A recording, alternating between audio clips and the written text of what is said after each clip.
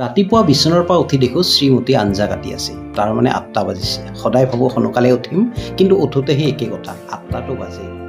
এইফালে মই গা ধুই উঠোঁ মানে অজিত দা আহি উপস্থিত। আমাৰ অজিত দাও খাতাৰনাক বস্তু দেই। যিদিনাখন সোনকালে যাওঁ বুলি ভাবোঁ অফিচত, সেইদিনাখন এওঁ দেৰিকৈ আহে। আৰু যিদিনাখন মই দেৰিকৈ যাওঁ বুলি ভাবোঁ, সেইদিনাখন এওঁ সোনকালে আহে। আৰু ফোন কৰি আহিব বুলি ক'লে কেতিয়াও ফোন নামাৰে।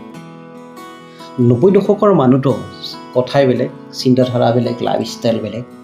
কিন্তু মই আজি অফিচত দেৰিকৈ যাম, সেয়েহে অজিত দাক মই বিদায় দিলোঁ। শ্ৰীমতীৰ এখন পোষ্ট অফিচত একাউণ্ট খুলিবলৈ আমি শুৱালকুছিৰ শ্ৰীহাটীলৈ যাম।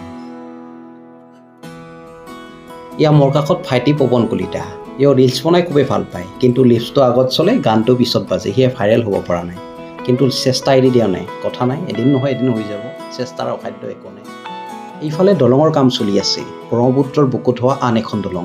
এইখন দলঙে শুৱালকুছি, শ্ৰীহাটী আৰু পলাশবাৰীৰ মাজত এটা সম্পৰ্ক স্থাপন কৰিব। এই দলংখন সম্পূৰ্ণ হোৱাৰ পিছত মোৰ ঘৰ পাবলৈ মাত্ৰ 1 ঘণ্টা সময় লাগিব। ইফালে আহি শ্ৰীহাটীৰ একাউণ্ট খোলা মানুহজনৰ কাষত আহি উপস্থিত হ'লোঁ, কিন্তু আহি কথাটো হ'ল বৰ্তমান একাউণ্ট খুলিবলৈ চাৰ্ভাৰ।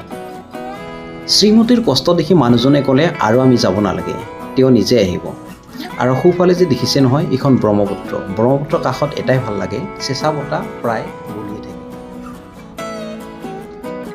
ইয়া শুৱালকুছিৰ মাছমজিয়া, যাক শুৱালকুছিৰ বজাৰ বুলিও কোৱা হয়। শুৱালকুছিত মানুহৰ জনবসতি খুব ঘন, আৰু ইয়াত বাকী দোকানতকৈ কাপোৰৰ দোকান বেছি দেখা যায়।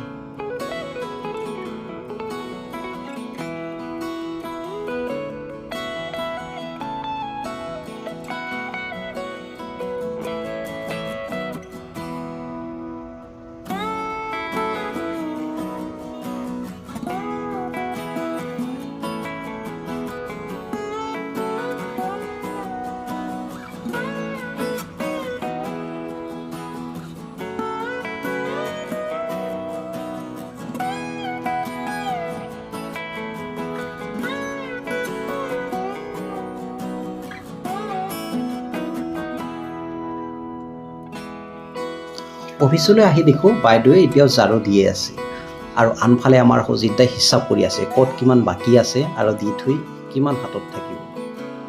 এইফালে যোৱাকালি অৰ্ডাৰ কৰা প্ৰেক্টিছৰ টাৱাখন আজি আহি ওলাইছে, যিখন মই 900 টকাত অৰ্ডাৰ কৰিছিলোঁ। চেলাৰ চাগে ইয়াৰ কাষত হ'ব, সেইকাৰণে যোৱাকালি অৰ্ডাৰ কৰা টাৱাখন আজি আহি ওলাইছে। খুলি মেলি টাৱাখন চেক কৰি চালোঁ, কোৱালিটি খুবেই ভাল।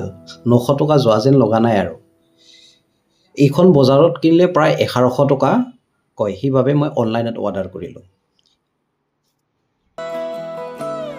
চ' গাইজ, ভিডিঅ'টো চাই কেনেকুৱা পালে লাইক, কমেণ্ট আৰু শ্বেয়াৰ কৰিবলৈ নাপাহৰিব, আৰু মোৰ ফেচবুক পেজটো ফ'ল' কৰিবলৈ নাপাহৰিব।